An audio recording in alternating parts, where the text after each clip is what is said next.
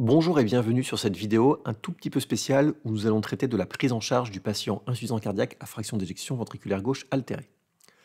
Alors, si je dis un tout petit peu spécial, c'est pour plusieurs raisons, et tout d'abord parce que le fil conducteur de cette vidéo, ça va être le courrier de consultation de ce patient, un patient qui a une insuffisance cardiaque à fraction d'éjection ventriculaire gauche altérée, et on va essayer de voir ensemble bien, les choses importantes dans le suivi de ce patient. On va donc s'aider de ce courrier de consultation qui va nous servir de base de réflexion. Alors bien sûr, je vais vous le mettre en intégralité et en plus grand pour que vous puissiez le lire dans quelques minutes. Mais avant ça, j'ai d'autres petits points importants à vous dire.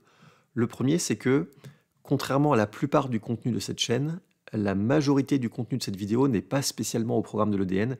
Et en vérité, cette présentation, elle est plus destinée aux futurs IPA ou ISPIC qui seront susceptibles de prendre en charge cette population de patients en ambulatoire. Ensuite, sur l'organisation de la vidéo, je vous propose de la couper en deux parties. Une première où on va voir effectivement les éléments, qu'ils soient cliniques ou paracliniques, qui vont être pertinents dans ce contexte. Autrement dit, que doit comporter votre compte-rendu de suivi pour ne rien oublier. Et puis, on fera dans une deuxième partie la traduction des Supplementary Tables des recos 2021. Ces tables-là sont super bien faites, il en existe une par classe de médicaments et c'est vraiment un canevas solide pour vous guider dans l'optimisation du traitement chez ces patients. Je finis enfin cette intro par un double disclaimer. Ici, aujourd'hui, je vais aller en détail dans ce que je ferai en pratique dans certaines situations. Et bien que je me base sur des sources solides comme les recos, eh bien, ces dernières ne permettent pas forcément toujours de donner une conduite à tenir ferme et définitive sur une situation donnée, vous vous en doutez bien. Donc il y aura forcément un peu de subjectivité dans mes propos, ce qui veut dire que n'hésitez pas à avoir aussi votre propre jugement qui pourra potentiellement différer du mien. Deuxième disclaimer, dans la mesure où je vais beaucoup parler de médicaments, et même si je ne m'écarterai pas d'un iota de ce qui est écrit dans les recos, je pense qu'il est important que je vous signale, en guise de déclaration de relation d'intérêt, que j'ai été amené à intervenir pour le compte de ces différentes sociétés les 2 dernières années. Alors, avant qu'on aborde en détail le cas de Monsieur S, juste deux ou trois petites généralités sur ce qu'on va faire aujourd'hui. On va parler des patients insuffisants cardiaques à fraction d'éjection ventriculaire gauche altérée, mais on ne parlera pas de ceux qui sont en hospitalisation en aigu. En revanche, on parlera des autres, c'est-à-dire des patients qui sont en phase de décompensation, mais également ceux qui, après une décompensation, étaient hospitalisés et sont revenus à l'état antérieur, ou ceux qui ont été pris en charge en ambulatoire et chez qui on a évité l'hospitalisation. Vous voyez que dans un cas comme dans l'autre, on va rentrer chez ces patients dans une phase où on va pouvoir essayer d'optimiser le traitement pour les amener progressivement à une situation d'insuffisance cardiaque stable. Et vous remarquerez que même si le patient est jugé comme stable, eh bien là, je ne l'ai pas mis tout à gauche du schéma puisque je considère que une insuffisance cardiaque, même contrôlée, il faut être méfiant et toujours garder en tête qu'elle est potentiellement à risque de déstabilisation. On va donc s'intéresser aujourd'hui aux patients à 4 moments donnés de leur prise en charge, soit quand ils sont en phase de déstabilisation, soit au décours d'une phase de déstabilisation, soit en cours d'optimisation un petit peu après, ou enfin chez le patient qui est vraiment stabilisé. Et ça c'est important parce que pour un même patient, en fonction de là où on se situe dans cette sorte de cycle, on va dire, eh bien les objectifs que vous allez chercher à faire dans votre prise en charge ne seront pas forcément exactement les mêmes. Premier patient donc, celui qui est en phase de déstabilisation. Et là, il va falloir axer votre intervention sur l'identification et la correction du facteur décompensant. C'est vraiment ce qui est primordial. À côté de ça, il va falloir chercher à améliorer les symptômes. Et également, ce qui va être important, c'est de vous assurer que le patient a bien compris ce qu'il doit faire pour son suivi à court terme. C'est-à-dire que vous allez faire des choses, mais lui, il va aussi falloir qu'il surveille des paramètres, on les verra tout à l'heure, la pression artérielle, le poids notamment. Donc il doit bien avoir compris ce qu'il doit surveiller et à quel moment il doit déclencher l'alerte. Et ça, c'est très important pour pouvoir bien, adapter le suivi, faire un suivi encore plus rapproché, faire des correctifs. Et l'objectif chez ce patient, c'est surtout un objectif à court terme qui vise à identifier et ensuite à enrayer un processus pathologique. Le but du jeu, clairement, c'est d'éviter l'hospitalisation, d'améliorer la situation et l'optimisation des traitements, ça ne va pas être l'objectif là maintenant tout de suite. On va voir que c'est quelque chose qui va intervenir un tout petit peu plus tard. Deuxième catégorie de patients, ceux qui vont soit sortir d'hospitalisation, soit les patients chez qui il y a eu des compensations, mais on a réussi à juguler les choses et l'hospitalisation a pu être évitée. Dans tous les cas, ce sont des patients qui restent particulièrement vulnérables. Chez eux, on va s'assurer que le facteur décompensant est maîtrisé, Ce qui, associé aux autres mesures dont on va parler tout de suite, signifie que les choses sont censées aller dans le bon sens. À ce moment-là de la prise en charge, eh bien, il faut être adapté à cette situation qui est la phase vulnérable. Il va donc falloir contrôler aussi bien les signes fonctionnels que les signes cliniques, et notamment la surveillance du poids et de la pression artérielle. La dose de diurétique, elle, doit être soigneusement étudiée, puisque en phase aiguë, il a probablement fallu monter les diurétiques, et désormais, il va falloir faire attention et ne pas continuer trop fort, trop longtemps, d'autant plus qu'en parallèle, il va falloir commencer tranquillement à mettre les médicaments qui vont être bénéfiques au long cours. Mais attention, il ne faut pas non plus diminuer trop vite la posologie diurétique. Donc il y a un équilibre à trouver, on en parlera tout à l'heure bien évidemment. À ce stade également, le patient doit s'inscrire dans un programme au long cours avec de l'éducation thérapeutique, potentiellement au cours d'un programme de réadaptation cardiaque. Et pour ce genre de choses, eh bien, on peut aussi s'aider d'un suivi en télémédecine pour aider eh bien, à mieux monitorer son état clinique. Et pour certains patients également, ça permet d'être plus réactif en cas de situation à problème. Dernier point ensuite, il va falloir revenir sur certaines choses qui n'ont peut-être pas été faites en phase aiguë, à tort ou à raison. C'est probablement notamment le temps idéal pour terminer le bilan de la cardiopathie, si tout n'a pas été fait pendant l'hospitalisation. Mais c'est vrai également pour certaines mesures thérapeutiques qui parfois eh bien, ne sont pas forcément faites tout de suite pendant l'hospitalisation initiale, puisque on est surtout très occupé à dépléter et à restaurer une volémie normale. Mais voilà, ces mesures-là, c'est le bon moment généralement pour pouvoir y penser si elles n'ont pas été faites avant. Alors les choses se passent plutôt bien et on va optimiser petit à petit la prise en charge. Vous voyez que les objectifs vont évoluer bien sûr, mais que la trame globale reste sensiblement identique. Alors il n'y a plus de facteurs décompensants maintenant à proprement parler, mais on va tâcher de prévenir la survenue d'un éventuel futur facteur favorisant. Et c'est là que ce que vous avez commencé à amorcer un peu avant avec l'éducation thérapeutique, la vaccination, ou encore le fait d'utiliser les médicaments conformément aux recommandations pour limiter le risque de iatrogénie, on verra ça en partie 2, et bien c'est là que ça va être payant au long cours. Ensuite, en ce qui concerne le traitement, l'optimisation du traitement de l'insuffisance cardiaque, eh bien cette étape, ça va clairement être le fait de continuer à faire cette bascule, c'est-à-dire de monter les médicaments de l'insuffisance cardiaque à la posologie la plus haute tolérée, et en contrepartie de descendre les diurétiques à la posologie la plus petite nécessaire pour contrôler les symptômes. Et ça, c'est important parce qu'un patient insuffisant cardiaque à fraction d'éjection ventriculaire gauche altérée qu'on est en train d'optimiser et chez qui ça se passe bien, eh bien c'est un patient chez qui on va pouvoir réussir à monter progressivement les traitements de fond tout en diminuant les diurétiques. Ensuite, selon la situation, on peut plus ou moins poursuivre les programmes au long cours tels qu'on les avait décrits tout à l'heure. Et puis, dernier point, on va garder dans un coin de tête des choses qui pourraient permettre d'améliorer notre patient s'il était toujours symptomatique malgré un traitement maximal qui, petit à petit, va devenir bientôt optimisé. Un exemple, par exemple la resynchronisation. Si votre patient il est toujours symptomatique avec un traitement maximal, eh bien, c'est quelque chose qu'il va falloir potentiellement penser à dégainer.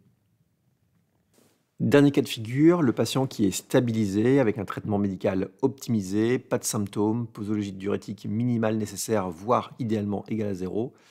Alors là, les choses sont plus simples. Il faut juste s'assurer que les garde-fous sont bien positionnés, à savoir suivre le patient, être vigilant sur ce qui pourrait être évocateur d'une situation qui n'évolue pas dans le bon sens, par exemple une prise de poids, une augmentation du BNP par exemple.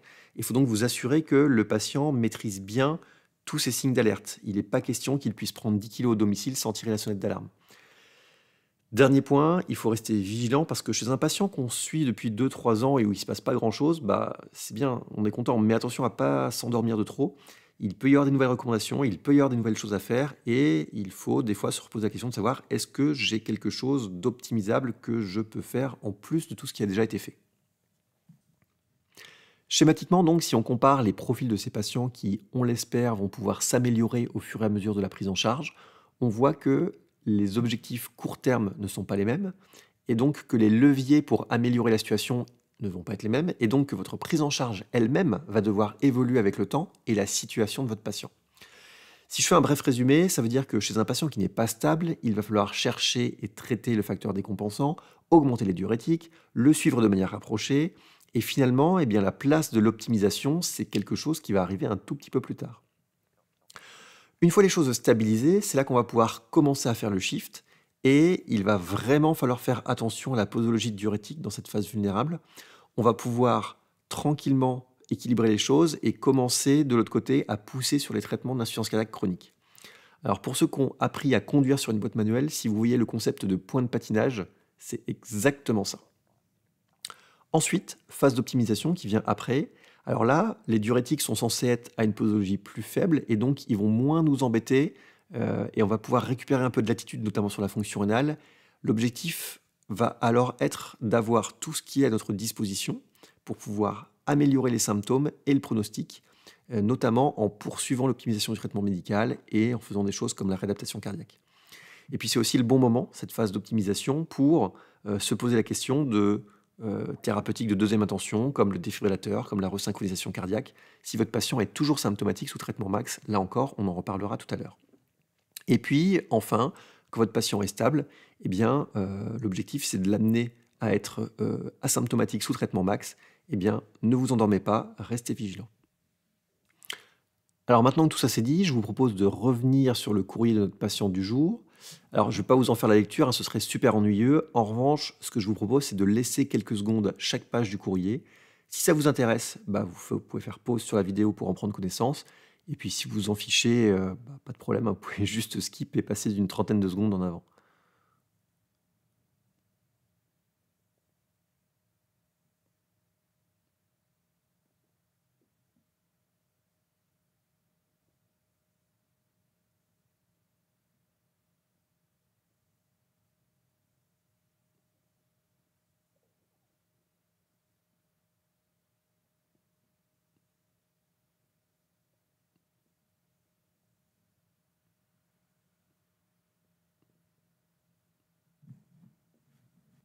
Alors on y va, dans cette première partie, on va faire un tour d'horizon des informations qui vont être pertinentes pour la prise en charge en ambulatoire des patients qui ont une insuffisance cardiaque à fraction d'éjection altérée.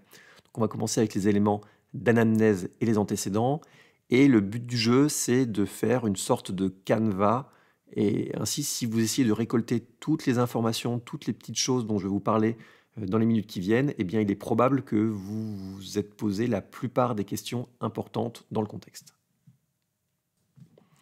Alors, vous voyez que dans le courrier, bien évidemment, j'ai mis l'âge, j'ai mis le type de cardiopathie tel qu'il est connu ou suspecté au moment où vous voyez le patient, le fait qu'il a été hospitalisé, c'est quelque chose d'extrêmement important, le facteur décompensant, lequel était-ce et qu'est-ce qui s'est passé pour la prise en charge, et puis les éventuelles comorbidités et les facteurs de risque cardiovasculaire. Allez, on va détailler tout ça. Donc le premier point important qu'on a vu, c'est l'âge qui va bien sûr moduler les options disponibles pour votre patient. Si on imagine deux patients chez qui on va découvrir une insuffisance cardiaque à fraction d'éjection ventriculaire gauche altérée, si je vous donne aucune autre information, notamment en ce qui concerne le contexte ou les comorbidités, je peux déjà vous dire que certaines options, notamment thérapeutiques lourdes, vont d'ores et déjà être exclues chez votre patient s'il est trop âgé. C'est vrai par exemple pour la transplantation ou l'assistance circulatoire, où là, ça peut s'envisager à 50 ans, ça ne s'envisagera pas à 85 clairement. Ça va être aussi vrai, mais dans une moindre mesure, pour ce qui est de la démarche diagnostique. Par exemple, l'IRM cardiaque, eh bien, ça va être quelque chose d'important chez un patient jeune, chez qui on va avoir des doutes, ou en tout cas chez qui il va falloir avancer sur le diagnostic. C'est quelque chose qui va potentiellement perdre un petit peu en intérêt au fur et à mesure où le patient vieillit. En ce qui concerne la cardiopathie sous-jacente, alors on ne l'a pas forcément toujours au début de la prise en charge, évidemment, surtout quand l'insuffisance cardiaque vient d'être découverte, mais par la suite, c'est évidemment quelque chose qui va peser très très lourd dans l'optimisation du traitement. Je vous propose de prendre quelques exemples. Si on a un patient avec une cardiopathie dilatée, idiopathique et une fraction d'éjection ventriculaire gauche altérée, eh bien ce patient il va avoir une indication au bêta-bloquant, comme on le verra tout à l'heure. Mais si la cause est ischémique, eh bien vous voyez que la cible de fréquence cardiaque va pas être la même. Et puis l'aspirine et la statine, qui n'étaient pas indiquées dans le premier cas de figure avec une cardiopathie dilatée non ischémique, eh bien dès lors, ils deviennent l'un et l'autre des traitements indiqués. L'exemple extrême, c'est celui d'une cardiopathie amyloïde, donc c'est une forme très particulière de cardiopathie, où eh bien, la plupart des traitements qui sont habituellement indiqués dans l'insuffisance cardiaque, en général, eh bien, sont contre-indiqués et en tout cas le plus souvent mal tolérés. Donc, vous voyez, cette cardiopathie sous-jacente, elle est extrêmement importante puisqu'elle va permettre d'infléchir, de modifier le schéma de prise en charge. Alors les hospitalisations, ce sont des éléments de gravité du patient insuffisant cardiaque. Alors bien sûr, quand je dis hospitalisation, je ne parle pas d'une HDJ pour perfusion de fer ou pour coronarographie diagnostique. En revanche, les hospitalisations classiques en secteur conventionnel pour décompensation cardiaque, eh bien c'est quelque chose qui est plutôt de mauvais pronostic. Et puis chez un patient hospitalisé de façon itérative, alors là, il va falloir être particulièrement vigilant. Ça veut dire qu'il va falloir augmenter la fréquence des rendez-vous, le surveiller de beaucoup plus près et y aller beaucoup plus progressivement sur la majoration des médicaments. Si votre patient a récemment eu une hospitalisation ou plus généralement une décompensation cardiaque, eh bien, il est important d'avoir essayé d'identifier un facteur responsable. Et je dis bien essayer, parce qu'on ne le trouve pas toujours, mais c'est très important de chercher à corriger un facteur décompensant, puisque certaines causes vont nécessiter une prise en charge qui va être spécifique et urgente, comme là par exemple le syndrome coronarien aigu ou l'embolie pulmonaire, mais c'est aussi important pour certains facteurs déclenchants, puisqu'il va être possible de mettre en place des actions pour prévenir le risque de récidive. C'est par exemple le cas des erreurs diététiques ou des infections pulmonaires. Les antécédents et les comorbidités en général sont aussi très importants parce qu'ils vont pouvoir vous aider dans deux situations. La première, c'est de vous mettre potentiellement sur la piste d'une étiologie de la cardiopathie. Alors bien sûr, les facteurs de risque cardiovasculaire orientent vers une cardiopathie ischémique, mais il existe tout un tas d'exemples, et je vous en donne un autre avec, par exemple, l'existence d'un antécédent de cancer du sein ou d'un lymphome qui peut orienter vers une prise d'anthracycline ou de radiothérapie, et l'un comme l'autre peuvent faire le lit de l'insuffisance cardiaque. Ça, c'est la première chose, aiguiller vers une étiologie, mais il est aussi possible que des antécédents peuvent avoir un impact sur la prise en charge de l'insuffisance cardiaque. Je prends un exemple avec un patient asthmatique vrai, et j'ai vraiment écrit vrai pour différencier des patients qui ont parfois une étiquette d'asthmatique sans réelle raison. Si un patient a fait des épisodes d'asthme aigu grave, alors là, oui, attention avec le traitement bêta-bloquant. Autre exemple avec un patient qui aurait une artériopathie oblitérante des membres inférieurs sévère, très invalidante, eh bien, par exemple, pour ce type de patient, le recours à l'assistance ventriculaire, forcément, si elle est évoquée, elle va être rendue beaucoup plus difficile puisque l'abord vasculaire est extrêmement compliqué chez ce type de patient. Et puis, les facteurs de risque cardiovasculaire, bien évidemment, si on est dans un contexte de cardiopathie ischémique, c'est évident qu'il va falloir les prendre en charge, mais voilà, c'est ce que j'ai écrit ici. Si le patient il est diabétique, il va falloir que ce diabète il soit contrôlé. S'il est tabagique, il va falloir qu'il arrête de fumer. Donc, même en dehors d'un contexte ischémique, il va quand même falloir contrôler ces facteurs de risque cardiovasculaire. Le point suivant, ce sont donc les signes fonctionnels et les signes cliniques, et parmi eux, très important, le poids. Vous avez eu déjà l'occasion de voir à quel point ce poids est présent dans le courrier que je vous ai donné en guise de trame, et c'est normal puisque c'est un facteur majeur qui est un reflet de la surcharge hydrosodée et qu'il va donc falloir contrôler. Il va donc falloir avoir un maximum d'informations sur l'histoire récente du poids, notamment avant les hospitalisations et puis également en sortie d'hospitalisation, pour avoir une idée de ce qui pourrait être un potentiel poids sec. Ce qui est important aussi, c'est d'avoir la notion de poids il y a quelques mois, de poids de forme, même si il est possible que dans l'intervalle, votre patient se soit dénutri ou est un peu perdu en masse musculaire.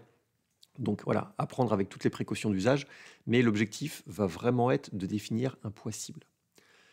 Et ça, c'est pas toujours très facile, parce que si je vous mets un exemple ici d'un patient qui faisait 84 kg il y a 6 mois, qui a pris progressivement du poids jusqu'à devenir trop symptomatique et être hospitalisé à 92 kg, il est ensuite déplété, il ressort de l'hôpital à 80 kg et remonte à 86 derrière. Alors, tout l'objectif, c'est de se dire quelle est la cible de poids qu'on va chercher à obtenir chez ce patient. On pourrait dire 80 kg, ce qui est potentiellement un poids idéal de fin de déplétion en sortie d'hospitalisation. Mais ce n'est pas si simple que ça, puisque en sortie d'hôpital, il est possible que la déplétion était un petit peu forte parce que les diurétiques IV l'ont passé un peu en zone de surdéplétion au moment de la sortie, ou à l'inverse, qu'il restait encore un petit peu de volume à aller chercher en fin d'hospitalisation. Et donc, on ne peut pas forcément prendre ce 80 kg pour un poids sec absolu. Donc, on va essayer de colliger comme ça des informations. On va essayer de se faire une petite idée aussi en demandant au patient à quel poids récent il se sentait le mieux. Et avec tout ça, on va essayer d'avoir quelque chose qui puisse être le plus affûté possible pour savoir où on se situe. Mais attention, message important ici, c'est que le poids, c'est extrêmement important, mais ça fait partie d'une équipe, d'une collégialité de paramètres qu'il va falloir regarder tous ensemble, puisque regarder juste un paramètre seul, c'est prendre le risque de se tromper. Donc le poids, encore une fois, c'est très important, mais il va falloir le prendre en considération avec d'autres paramètres, comme la fonction rénale, comme le BNP, on en parlera dans quelques minutes, mais également la clinique, et notamment, on va en parler tout de suite, les chiffres de pression artérielle. Donc bien évidemment, on recherchera les chiffres de pression artérielle et également l'existence de signes d'hypotension artérielle. Mais sachez d'ores et déjà que ces patients insuffisants cardiaques à fraction d'éjection altérée ont globalement des chiffres de pression artérielle basse, de chiffres qui vont encore être amplifiés par le fait qu'ils vont être traités par des traitements de l'insuffisance cardiaque qui sont, pour la grande majorité d'entre eux, hypotenseurs. Alors, forcément, ces patients vont donc avoir tendance à avoir des chiffres tensionnels bas, et on en reparlera dans quelques minutes au moment de détailler la gestion du traitement, mais d'ores et déjà, ayez en tête qu'un patient insuffisant cardiaque avec des traitements d'insuffisance cardiaque qui a des chiffres de pression artérielle basse, eh bien, s'il n'a pas de symptômes de cette hypotension, l'écrasante majorité du temps, on ne va rien faire de particulier, on va simplement surveiller. En revanche, s'il existe des symptômes, comme bien sûr de l'hypotension orthostatique, ou s'il existe des anomalies associées, comme par exemple une augmentation de la créatininémie, alors il va falloir être vigilant. En premier, on va avoir tendance à regarder vers les diurétiques, parce que peut-être que les diurétiques qui étaient un temps à la bonne dose sont peut-être maintenant trop forts, il est peut-être licite de les diminuer. On va regarder également sur les médicaments hypotenseurs en dehors des traitements de l'insuffisance cardiaque, puisqu'il peut aussi y avoir d'autres médicaments qui font baisser la tension, et quitte à choisir, on va essayer de garder plutôt les médicaments de l'insuffisance cardiaque que les autres. Et puis, si vraiment on a une hypotension symptomatique et qu'on n'a pas d'autre solution, à ce moment-là, on verra pour les traitements de l'insuffisance cardiaque, on en parlera tout à l'heure. Mais globalement, la philosophie, c'est d'essayer de les garder autant que possible. Avant d'aborder les signes fonctionnels et les signes cliniques, il nous reste un signe général qui est la fréquence cardiaque. Et ça, je ne vais pas l'aborder tout de suite, puisque j'ai choisi de regrouper la fréquence cardiaque avec l'électro. Donc, je passe et on va pouvoir attaquer les signes fonctionnels, signes cliniques, et on reviendra sur la fréquence cardiaque au moment où on fera l'électrocardiogramme. Donc les signes fonctionnels dans un premier temps, avec bien sûr la dyspnée, mais également les autres signes fonctionnels dont on parlera juste après. Pour la dyspnée, c'est quelque chose que l'on qualifie habituellement en fonction de la classe NYHA, donc en fonction de si on est essoufflé pour telle ou telle activité de la vie quotidienne. Je vous ai remis ici la quantification de la dyspnée selon cette classe NYHA, telle que publiée par la Société européenne de cardiologie. Donc je vous invite fortement à utiliser cette échelle. Alors il va quand même falloir se méfier, parce qu'un patient qui ne décrit pas de dyspnée, ça ne signifie pas forcément qu'il n'y a pas de retentissement de la cardiopathie. C'est juste que, par exemple, si vous avez un patient à très faible niveau d'activité, finalement, c'est pas étonnant qu'il ne décrive absolument aucune dyspnée. Au pire, ça veut juste dire qu'il n'est pas classe 4, donc ça, c'est déjà une bonne chose, mais méfiez-vous de ça. Donc là encore, un peu comme ce qu'on a dit sur le poids tout à l'heure, une dyspnée, ça s'interprète dans la globalité de la situation, donc le niveau d'activité physique, mais également d'autres choses. Ainsi, je vous ai mis deux exemples où il peut y avoir une augmentation de la symptomatologie, mais la réponse à apporter ne va pas être forcément la même. Dans le premier cas de figure, en haut, il existe une indication à remonter les diurétiques qui manifestement ont été diminués trop tôt, dans un contexte de majoration de la dyspnée alors que le poids monte et que les diurétiques ont récemment été diminués. Alors que dans le cas de figure en bas, vous voyez que le patient est davantage symptomatique, mais on a une hausse récente du traitement bêta-bloquant, un poids qui est stable par ailleurs. La question qui se pose est potentiellement celle d'une insuffisance chronotrope, donc d'une insuffisance de la fréquence cardiaque à monter pour pouvoir accompagner l'effort. Donc dans les deux cas, c'est de la dyspnée, mais là encore, à intégrer au tableau pour pouvoir apporter la meilleure réponse possible. Donc la dyspnée, c'est bien le signe cardinal de l'insuffisance cardiaque, mais il va falloir également rechercher les autres signes fonctionnels cardiovasculaires, alors notamment l'existence d'une douleur thoracique qui pourrait, elle, faire évoquer une évolutivité sur le plan coronaire. Les palpitations ensuite, qui peuvent être soit en rapport avec de la fibrillation atriale, qui est finalement une complication assez commune de n'importe quelle cardiopathie. Et puis, il est également possible qu'il existe des troubles du rythme ventriculaire qui pourraient se manifester par des palpitations également ou par des pertes de connaissance, et notamment une syncope. En ce qui concerne les signes cliniques, bien évidemment, il va falloir rechercher les signes cliniques d'insuffisance cardiaque gauche et d'insuffisance cardiaque droite. Et en revanche, je ne détaillerai pas ici les signes cliniques d'insuffisance cardiaque gauche et droite, puisqu'ils ont déjà été largement vus sur cette chaîne. En revanche, ce qui est important de savoir, c'est que ces signes cliniques vont vous permettre de vous aiguiller quand la situation va être potentiellement discordante sur d'autres paramètres. Ainsi, si on prend l'exemple d'un patient insuffisant cardiaque qui a une hyponatrémie et une altération de la fonction rénale, alors est-ce qu'il va falloir monter ou descendre les diurétiques? Quelle que soit la situation, la pression artérielle sera probablement un peu basse et ça n'aidera pas forcément dans le contexte à prendre une décision. Par contre, la clinique, avec le poids dont on a déjà un peu parlé, mais aussi les signes cliniques de rétention hydrosodée, vont être importants pour nous aider à aiguiller notre prise en charge. Si le patient faisait 80 kg à la dernière visite et qu'il en fait 76 aujourd'hui avec des signes de déshydratation, alors clairement, on a été un peu trop loin sur les diurétiques et il va falloir les diminuer, voire les arrêter. A l'inverse, s'il a pris 5 kg avec des signes cliniques d'insuffisance cardiaque, alors il est probable qu'il faille majorer les diurétiques du fait d'un syndrome cardio-rénal qui s'instaure. La clinique, c'est donc un élément à intégrer dans le reste du tableau, en gardant par ailleurs en tête qu'il peut arriver que des patients insuffisants cardiaques chroniques aient parfois des signes cliniques un peu frustres. On arrive maintenant à l'électrocardiogramme et c'est quelque chose qui, oui, forcément est très important dans le suivi du patient insuffisant cardiaque. On l'a évidemment très bien détaillé dans le courrier de Monsieur S. Et le premier point que je voudrais aborder sur l'électro, c'est la fibrillation atriale, c'est ce problème de rythme. Alors, je vous ai remis ici brièvement les définitions de la classification 4P de la fibrillation atriale que vous retrouverez très facilement dans les recommandations. Et finalement, eh bien, quand vous allez voir votre patient insuffisant cardiaque en consultation de suivi, eh bien, ces différents cas de figure sont possibles et vous allez voir que les choses qu'il va falloir faire pour la prise en charge vont dépendre de la situation dans laquelle on se trouve. Alors tout d'abord, si votre patient est en fibrillation atriale au moment où vous le voyez et que cette fibrillation atriale n'est pas non plus permanente, alors il va falloir se poser la question d'un potentiel facteur favorisant la survenue de l'épisode de FA actuel. Alors bien sûr, la cardiopathie sous-jacente à FEVG altérée, c'est un très bon terreau pour la survenue d'une FA, mais malgré tout, pensez à chercher s'il existe une hypokaliémie, une dysthyroïdie, une HTA, une fuite mitrale qui s'est majorée ou une modification de la volémie. Et ça, c'est le premier point, essayer de dépister et de traiter une cause favorisant cet accès de fibrillation atriale.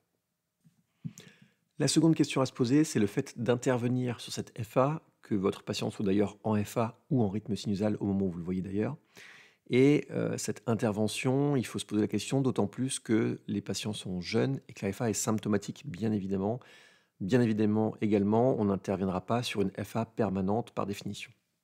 Alors, si on a des arguments pour penser que le traitement de la fibrillation atriale de votre patient pourrait permettre de mieux contrôler l'insuffisance cardiaque et ou d'améliorer les symptômes en évitant les récidives de FA, alors vous aurez le choix entre le traitement antiarythmique et les méthodes ablatives. Et là, aujourd'hui, je ne trancherai pas ici les deux, puisque ce sera à discuter avec votre rythmologue référent en fonction de la situation, notamment de l'âge de votre patient et des éventuelles difficultés techniques d'un geste. Troisième point, celui de l'anticoagulation efficace. Et là, globalement, la question elle est assez simple, parce que la majorité des patients auront une indication anticoagulation, et on utilisera d'ailleurs les AOD de première intention chez cette population de patients. Alors, je fais un petit rappel au passage, le caractère paroxystique ou persistant de la fibrillation atriale n'est pas quelque chose qui va impacter sur votre décision d'anticoaguler le patient. Pareil, hein, si votre patient est en rythme sinusal mais avec des accès de FA, ça ne change absolument rien au problème. Ce qui veut dire qu'en gros, la charge en FA n'est pas un élément déterminant dans la décision d'anticoaguler le patient. Ce qui compte, c'est le score SHA2DS de VA, qui n'est rien d'autre que le score SHA2DS de VASC, mais sans le sexe qui a disparu. Et étant donné que l'insuffisance cardiaque rentre dans ce score et qu'il est légitime d'anticoaguler dès qu'il existe un score de 1, voilà. Dans le contexte de l'insuffisance cardiaque, la question elle est assez facilement répondue. Oui, on va anticoaguler nos patients qui font de la fibrillation atriale.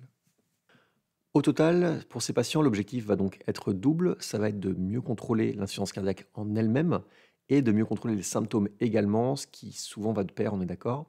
Et donc pour cela, on va pouvoir utiliser soit une stratégie de contrôle du rythme, si ce n'est pas possible ou si ce n'est pas efficace, alors on peut toujours utiliser une stratégie de contrôle de la fréquence cardiaque. Alors en ce qui concerne la fréquence cardiaque, j'ai 2 ou 3 petites choses à vous dire également, donc on va détailler pas à pas. Tout d'abord, la fréquence cardiaque est fréquemment un peu augmentée en cas d'insuffisance cardiaque à fraction d'éjection ventriculaire gauche altérée, tout simplement parce qu'il existe une diminution de la contractilité du ventricule gauche qui va entraîner une diminution du volume d'éjection systolique. Et donc, pour maintenir le débit cardiaque à l'identique, il va falloir compenser cette perte de volume d'éjection systolique par une augmentation de la fréquence cardiaque. De l'autre côté, les patients qui ont une insuffisance cardiaque à fraction d'éjection altérée sont traités par bêta-bloquants, ce qui va tendre à limiter l'augmentation de la fréquence cardiaque. Alors, maintenant qu'on a vu cet équilibre, il faut savoir que classiquement, une situation d'insuffisance cardiaque qui est en train de se décompenser s'accompagne d'une accélération de la fréquence cardiaque. Et c'est donc quelque chose qui va être à surveiller, encore une fois, en se méfiant du fait que les bêta-bloquants peuvent masquer ce phénomène. Deuxième point ensuite, toujours concernant la fréquence cardiaque, vous savez que pour optimiser le traitement de votre patient, vous allez devoir mettre les 4 traitements de l'insuffisance cardiaque à fraction d'éjection ventriculaire gauche altérée à posologie maximale tolérée. Le problème, c'est qu'il est parfois difficile de savoir dans quel ordre augmenter les traitements. Il y a un moyen de réfléchir, c'est de se dire que la cible pour les patients insuffisants cardiaques, c'est 70 de fréquence cardiaque au repos au maximum, et même moins chez les ischémiques. Donc, imaginons que vous ayez un patient qui ait ces traitements, donc des traitements qui sont loin d'être optimisés, et que ce patient ait 82 par minute de fréquence cardiaque et qu'il est ischémique. Eh bien, c'est clairement les bêta-bloquants qu'on va chercher à monter en premier pour gagner sur les deux tableaux, c'est-à-dire optimiser le traitement de l'insuffisance cardiaque tout en contrôlant la fréquence cardiaque. Et puis, on pourra ensuite monter les autres traitements juste après. Donc, c'est toujours une bonne idée de regarder la fréquence cardiaque, l'objectif de fréquence cardiaque pour potentiellement prioriser l'augmentation du bêta-bloquant par rapport aux autres classes pharmacologiques. Dernière chose dont je souhaite vous parler en ce qui concerne la fréquence cardiaque, c'est la notion d'insuffisance chronotrope.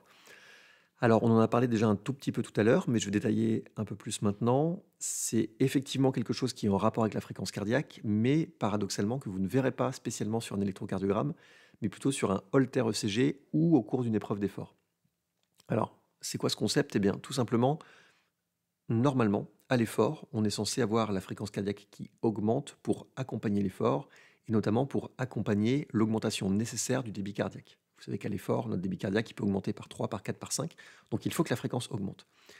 Et eh bien, votre patient insuffisant cardiaque, ce qui est en plus sous bêta-bloquant, il est possible qu'il ait ce qu'on appelle une insuffisance chronotrope, c'est-à-dire que à l'effort, il ne va pas être possible pour lui d'augmenter sa fréquence cardiaque suffisamment, et il peut être symptomatique là-dessus.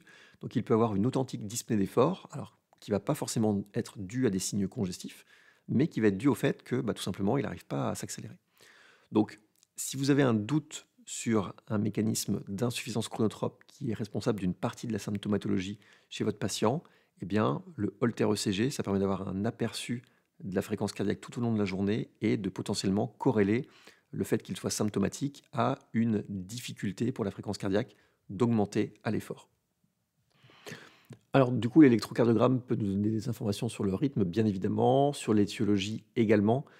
On va en parler tout de suite, sur l'indication à une potentielle resynchronisation cardiaque, et puis si la resynchronisation est déjà en place, savoir si elle fonctionne correctement. L'ablation de la jonction odolicienne, on va en parler, et puis on peut également avoir une hyperexstabilité ventriculaire, on va détailler ça tout de suite. Donc on a déjà vu le rythme, et j'attaque sur les étiologies particulières. Alors, je ne vais pas détailler tout ce qu'on peut voir sur le plan étiologie de l'insuffisance cardiaque sur l'électro. C'est sûr que si vous avez une grosse onde Q, séquelle d'un infarctus, il est probable que vous ayez déjà le type de cardiopathie, la cause de la cardiopathie, que la coronarographie a déjà été faite. Donc ça n'a pas un énorme intérêt. Là où c'est plus intéressant, c'est dans les situations un petit peu particulières, comme je vous ai mis ici, où l'étiologie n'est pas particulièrement connue au moment où vous voyez le patient dans le suivi, puisque les investigations initiales n'ont pas donné grand-chose. Et il peut y avoir des indices ECG parfois pour d'éventuelles étiologies un petit peu plus cachées, un petit peu plus discrètes. Là, par exemple, le fait d'avoir un trouble conductif à l'étage atrioventriculaire et intraventriculaire, donc avec un BAV1 ici et un bloc de branche gauche, eh bien, ça peut faire penser, dans un contexte de cardiopathie dilatée, à certains types de cardiopathie, comme les laminopathies. Et personnellement, moi, ça m'inciterait très fortement à demander au généticien un bilan particulier. Donc, il peut y avoir des petites choses comme ça sur l'électro qui peuvent orienter potentiellement vers une étiologie qui n'est pas encore connue au moment où s'amorce la période de suivi et d'optimisation. Point suivant maintenant, en ce qui concerne l'indication de la resynchronisation cardiaque. Alors, c'est toujours chez un patient insuffisant cardiaque symptomatique, malgré un traitement médical optimisé et une fraction d'éjection ventriculaire gauche qui reste altérée. Et vous voyez dans ce tableau que on va d'autant plus proposer la resynchronisation cardiaque que les QRS sont larges, ce qui est assez logique, et aussi d'autant plus que les QRS ont un aspect de bloc de branche gauche, ce qui est également logique. Je vais vous expliquer tout de suite comment marche la CRT brièvement. Globalement, le concept, c'est d'aller mettre une sonde dans le sinus coronaire et l'extrémité de cette sonde va se positionner dans une petite veine qui se situe au contact de la paroi latérale du ventricule gauche, ici en rouge. Et le fait de stimuler au bout de cette sonde, hop, va permettre de corriger l'asynchronisme de la paroi latérale et de faire en sorte que l'intégralité du myocarde ventriculaire se contracte de façon relativement synchrone. Donc maintenant qu'on a vu l'indication, le fait que la CRT, la resynchronisation, fonctionne sur un électrocardiogramme, qu'est-ce que ça va donner? Eh bien, si la resynchronisation ne fonctionne pas, ce qu'on va voir sur l'électro, c'est le bloc de branche gauche sous-jacent, donc avec notamment cet aspect RSR' en D1 et cette paroi latérale très tardive qui est désynchronisée. Et si la resynchronisation est efficace, on va avoir cette modification de l'axe des QRS avec un D1 qui est négatif, un QRS qui est majoritairement négatif en D1, puisque la stimulation venant de la gauche, eh bien, le vecteur va fuir D1 et on va voir ce vecteur négatif en D1. Alors, pour ceux qui ne voient pas spécialement pourquoi D1 regarde à gauche et pour qui la phrase que je viens de dire n'était pas très claire, je vous renvoie sur l'électrocardiogramme normal, une vieille vidéo maintenant, qui réexplique comment fonctionne l'axe au niveau cardiaque. Donc je reviens maintenant à ma CRT. Une situation de resynchronisation cardiaque effective, c'est quand l'appareil resynchronisateur, donc le pacemaker ou le défibrillateur, va être capable de piloter le rythme ventriculaire au moins 95% du temps. C'est-à-dire que l'énorme majorité des QRS vont être électro-entraînés avec une stimulation qui va pouvoir comme ça être précoce à gauche et on va pouvoir corriger l'asynchronisme du bloc de branche gauche. Le point suivant pour un patient insuffisant cardiaque, c'est que si l'électro montre une fibrillation atriale qui est très rapide, trop rapidement conduite au ventricule, malgré des mesures de tentative de contrôle du rythme ou de contrôle de la fréquence, eh bien, une possibilité, c'est de proposer l'ablation de la jonction nodoïcienne, qui consiste à mettre en place un cathéter et d'aller détruire la conduction entre l'oreillette et le ventricule en chauffant aux alentours du nœud atrioventriculaire. Et bien évidemment, c'est des patients chez qui on aura mis au préalable un pacemaker ou un défibrillateur. Et le fait de détruire cette conduction AV va faire qu'on va pouvoir piloter le rythme cardiaque, et plutôt la fréquence cardiaque, avec le stimulateur cardiaque.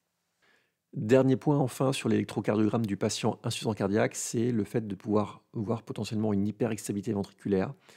Alors parfois c'est l'électro, quand vraiment c'est très chargé, parfois ce sera seulement le holter parce que finalement un électro c'est relativement court, hein, c'est que 10 secondes. En fonction des cas, selon la charge et les symptômes, eh bien, se discutera un traitement antiarythmique, une ablation ou parfois la mise en place du défibrillateur.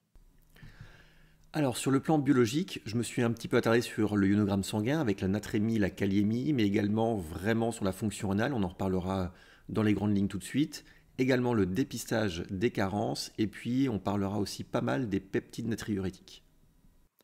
On va démarrer la biologie par la natrémie, parce que l'hyponatrémie, c'est un facteur pronostique important du patient insuffisant cardiaque. Une natrémie trop basse, ça doit impérativement vous en faire investiguer la raison, tout en sachant que certains patients peuvent avoir de façon chronique des chiffres de natrémie un peu bas, aux alentours de 132-134. Ça, c'est possible parfois.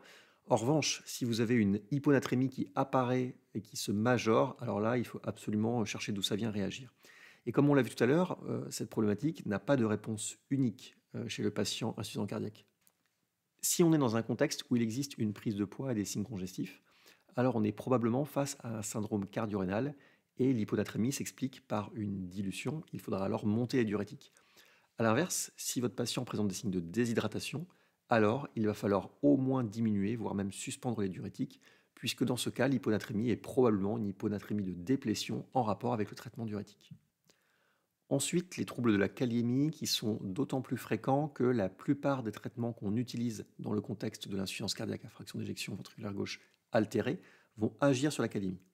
Alors, je vous propose qu'on en parle surtout tout à l'heure dans la deuxième partie quand on abordera les modalités de suivi du traitement des patients qui ont une insuffisance cardiaque à fraction d'éjection ventriculaire gauche altérée.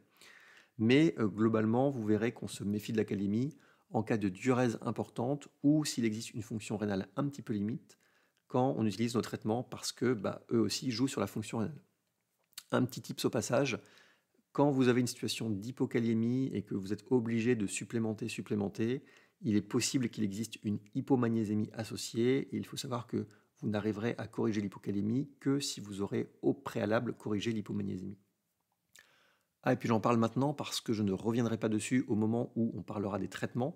Je rappelle que l'hypocalémie donne une hyper-excitabilité, notamment des torsades de pointe et de la fibrillation atriale, là où l'hyperkaliémie donne ces grandes ondes T amples et pointues, diffuses, puis des troubles conductifs, que sont notamment la dysfonction sinusale et le bloc atrioventriculaire, possiblement complet. Alors on va bien évidemment parler aussi beaucoup de fonctions rénales dans les minutes qui vont venir, quand on va évoquer l'adaptation des traitements de l'insuffisance cardiaque, classe pharmacologique par classe pharmacologique. En préambule, ayez en tête que volémie et fonction rénale sont étroitement liées dans ce contexte, et si un patient va être trop diurétiqué, il va y avoir une insuffisance rénale qui va s'instaurer, et que, au contraire, si la posologie de diurétique est insuffisante, eh bien votre patient va être congestif, le rein va moins bien pouvoir remplir son rôle, et c'est le syndrome cardio-rénal qui guette, avec là encore une altération de la fonction rénale. Tout ça pour dire que pour pouvoir contrôler non seulement la fonction rénale, mais aussi finalement les symptômes, l'insuffisance cardiaque et diminuer le risque de réhospitalisation, il va en permanence falloir essayer d'évaluer où nous en sommes dans la volémie et est-ce que la posologie de diurétique doit être modifiée et si oui, dans quel sens. Point suivant, imaginons que vous soyez dans une situation où la volémie est bien contrôlée, on a donc une fonction rénale qui va être optimale en regard de la situation.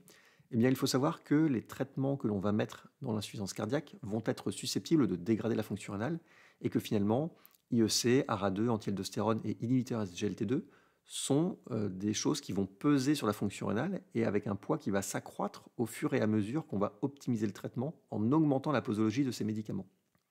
Alors, est-ce que c'est un problème? Est-ce que c'est un problème, entre guillemets, de sacrifier de la fonction rénale au prétexte de mettre en avant un traitement pour le cœur? Alors oui et non, et pour plusieurs raisons. Tout d'abord, une partie des traitements cardioprotecteurs sont aussi néphroprotecteurs. C'est le cas notamment des IEC ou des inhibiteurs SGLT2 qui vont diminuer les mesures de débit de filtration glomérulaire sur la biologie en aigu, on va dire, mais au final et au long cours, il existe un bénéfice car il est montré que ces patients auraient une fonction rénale qui se détériorerait plus vite sans ces traitements. Deuxième point, l'effet est tellement significatif sur le cœur que voilà, c'est quelque chose d'absolument indispensable et ça surclasse le fait de perdre quelques points de DFG. Et puis troisième point, une partie de cet effet sur la fonction rénale est hémodynamique, liée au traitement et est donc réversible potentiellement si le traitement devait être amené à être interrompu. Attention toutefois, j'ai pas dit qu'on se fichait complètement du rein, pas du tout. Vous verrez quand on verra l'optimisation du traitement classe par classe qu'il existe des garde-fous et qu'on ne tolérera pas de la créatinémie qu'elle double sous traitement. Simplement, il faut savoir qu'un patient insuffisant cardiaque qui est correctement traité le sera probablement un peu aux dépens de ses chiffres de fonction rénale, c'est pas grave. Et le rein, il en a quand même besoin pour la diurèse et c'est donc un acteur fondamental pour la stabilité de l'insuffisance cardiaque. Il faut qu'il puisse continuer à éliminer l'eau et le sel. C'est donc une histoire d'équilibre à trouver, pas toujours facile, mais absolument nécessaire. Un autre exemple pour vous illustrer ça, imaginons deux patients qui ont tous les deux une insuffisance cardiaque à fraction d'éjection ventriculaire gauche altérée, 35% de fraction d'éjection ventriculaire gauche. L'un des deux a un DFG certes à 45 ml par minute, mais on a réussi chez lui à mettre les IEC pleine dose, les bêta-bloquants pleine dose, il a un anti-aldostérone, un inhibiteur SGLT2, et la volémie est contrôlée, donc il n'a pas besoin de furosémide, il a 0 mg de furosémide. Et puis, un autre patient a des caractéristiques identiques, une fraction d'éjection à 35%, mais là, ça coince parce qu'il n'a pas bien toléré l'augmentation des traitements. Les IEC sont à 25% de la posologie maximale. Il a un peu de bêta-bloquant, ok, mais pas d'anti-aldostérone, notamment. Et à côté de ça, il a aussi 80 mg de furosémide pour contrôler la volémie. Eh bien, même si ce patient a un DFG plus élevé, si on considère qu'ils sont à symptomatologie égale, eh bien finalement, c'est le premier patient qui va avoir un pronostic meilleur, malgré un DFG plus bas, parce que il a une meilleure protection cardiaque, donc potentiellement moins de réhospitalisation. Et puis il a aussi, du fait de son meilleur traitement, une meilleure néphroprotection, malgré un DFG initial qui est plus bas. Dernier point concernant la fonction rénale, elle va possiblement évoluer durant le suivi de votre patient, mais alors il faut penser à réévaluer la posologie et même l'indication de certains des médicaments qu'il va prendre. Un exemple parmi d'autres, celui de la posologie des AOD, qui peut être revu à la baisse si les valeurs de DFG descendent en deçà d'un certain seuil, Je ne détaillerai pas tout ce qui est écrit ici, mais globalement, voilà, si votre fonction rénale évolue et s'altère avec le temps, pensez à réévaluer les autres médicaments. Passons à la NFS. L'anémie, c'est quelque chose de fréquent en situation d'insuffisance cardiaque.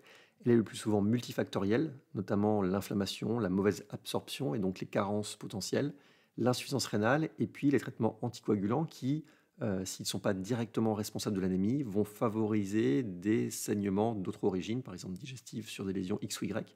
Forcément, les anticoagulants vont un peu aider à l'anémie dans ce contexte-là.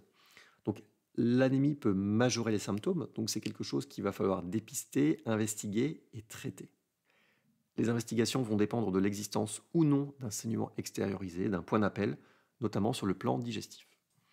Alors avec la NFS, je mets le bilan martial parce que la recherche et le traitement d'une carence martiale, c'est quelque chose de bien défini dans les recommandations. Alors même si les deux entités ne sont pas forcément liées, on est d'accord qu'on peut avoir une anémie sans carence martiale, tout comme on peut avoir une carence martiale sans anémie.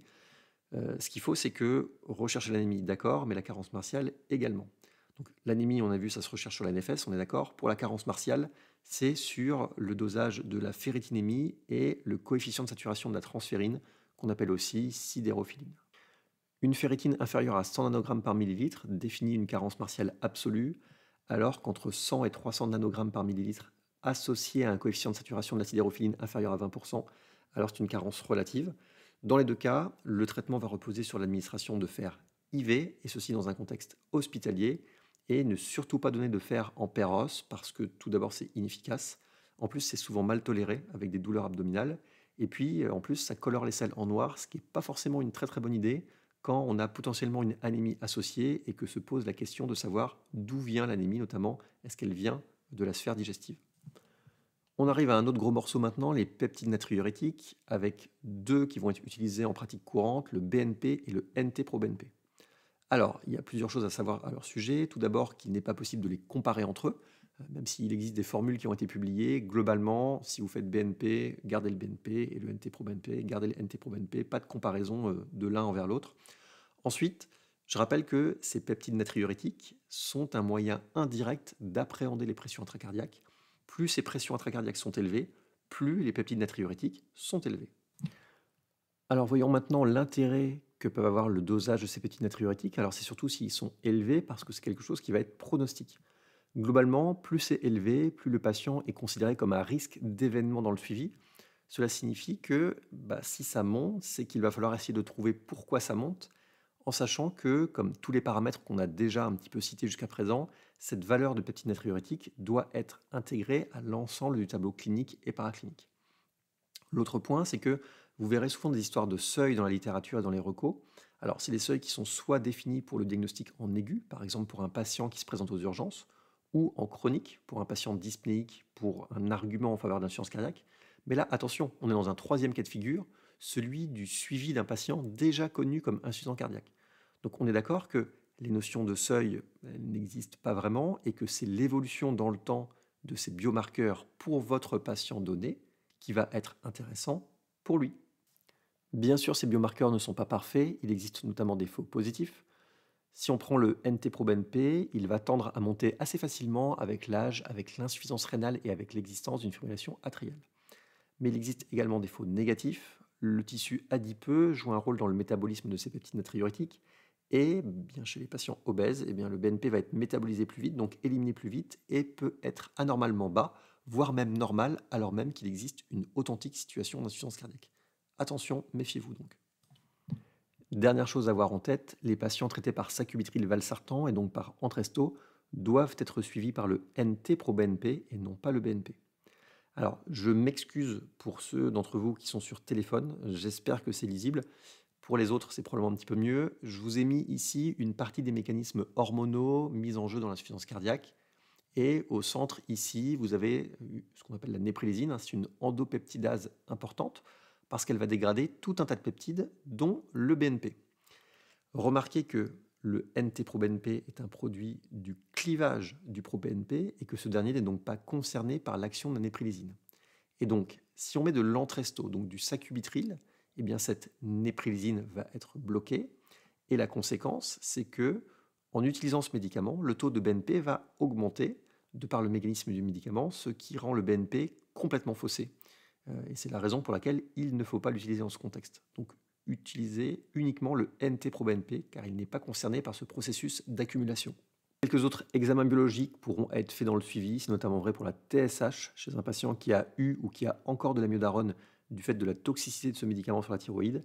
Et puis on fait aussi une TSH systématiquement quand on découvre une fibrillation atriale. Pour ne pas méconnaître une hyperthyroïdie qu'il faudrait alors bien sûr investiguer et traiter. J'ai également mis ici la glycémie à jeun et l'exploration d'une anomalie lipidique, ce qui est bien logique dans le contexte de dépistage des facteurs de risque cardiovasculaire associés. Je reviens sur le courrier de Monsieur S avec les données échocardiographiques et on parlera aussi un tout petit peu dans quelques instants des autres examens complémentaires pertinents dans le cadre du suivi de cette cardiopathie à FEVG altérée. On continue avec l'imagerie et bien évidemment en premier l'échographie cardiaque. Et pour l'échochœur, plusieurs points clés. Bien sûr, vous suivez le patient pour une insuffisance cardiaque à fraction d'éjection ventriculaire gauche altérée, donc vous savez déjà que la FEVG est basse. Mais globalement, ayez en tête que si la seule ETT que vous avez avec vous, c'est cette ETT initiale, il va falloir clairement rejeter un coup d'œil. Et ça s'explique par le fait qu'en situation aiguë, il n'est pas toujours facile d'avoir une idée optimale de la FEVG parce qu'il y a beaucoup de facteurs qui la rendent difficile d'interprétation. Je vous renvoie aux vidéos récentes de la chaîne sur la pré-charge, la post-charge et toutes ces choses qui vont impacter sur la fraction d'éjection ventriculaire gauche. Le but, c'est vraiment donc de refaire à l'état entre guillemets stable ou une fois que la phase aiguë en tout cas est passée, de refaire l'échocardiographie parce qu'elle sera bien plus informative, non seulement sur la FEVG, mais aussi pour l'ensemble des choses qu'on peut voir sur l'échographie. Rechercher une fuite mitrale, essayer de trouver une cardiopathie sous-jacente, voilà, bref. Tout sera beaucoup plus précis sur une échographie faite un tout petit peu au décours de la phase aiguë. L'échocardiographie va donc vous donner des éléments, certes indirects sur la volémie ou les pressions de remplissage, mais des informations très importantes pour aider à guider les adaptations thérapeutiques, comme par exemple une augmentation de diurétique ou une majoration de traitement vasodilatateur. Pour le bilan étiologique, alors oui, c'est sûr, l'échocardiographie est très utile pour rechercher la cause de l'insuffisance cardiaque, mais souvent, il est nécessaire d'y adjoindre un autre examen, une autre imagerie. Par exemple, pour une suspicion de coronaropathie, il va forcément vous fassiez la coronarographie. Dans un certain nombre de situations, on va assez facilement faire l'IRM cardiaque aussi. Donc, l'échochœur, c'est bien, mais pensez souvent à compléter votre bilan étiologique sur la base des données à votre disposition, et notamment des données ETT. Et puis au final, c'est également un examen qui va permettre d'avoir un point de vue pronostic, parce que si vous avez une amélioration de la FEVG sous traitement, une diminution de la dilatation du ventricule gauche, une diminution de la fuite mitrale, alors ça, bien sûr, dans le contexte d'un patient qui aussi va se sentir mieux, on est d'accord, hein, mais c'est quelque chose de bon signe. Et puis au final, c'est également un examen qui va permettre d'avoir un point de vue pronostic, parce que si chez un patient, vous avez une amélioration de la FEVG sous traitement, une diminution de la dilatation du VG, une amélioration, une diminution de la fuite mitrale, et bien tout ça dans un contexte bien évidemment de patients qui par ailleurs a des symptômes contrôlés, et bien c'est quelque chose de plutôt bon signe, clairement. Et puis il y a beaucoup d'autres examens complémentaires, alors qu'ils soient d'imagerie ou non d'ailleurs, qui vont avoir un potentiel intérêt dans le contexte du suivi de ce type de patient. Et je ne rentrerai pas aujourd'hui dans le détail de toutes les indications, contre-indications et même les informations que peuvent fournir chacun de ces examens, parce que ce serait beaucoup trop long et puis parce que là c'est extrêmement variable d'un patient à l'autre. Sachez simplement que ces examens, qui vont donc être faits au cas par cas, l'objectif est toujours d'avoir soit un complément d'information sur l'étiologie, soit d'être pronostic, soit de pouvoir y associer un acte d'ordre thérapeutique, globalement. Je m'arrête là sur cette slide de la partie 1, et puisque l'objectif aujourd'hui notamment était l'optimisation du traitement, je pense qu'il est désormais temps de parler des traitements de l'insuffisance cardiaque à fraction d'éjection ventriculaire gauche altérée, et sur la façon d'optimiser ces traitements, place à la partie 2.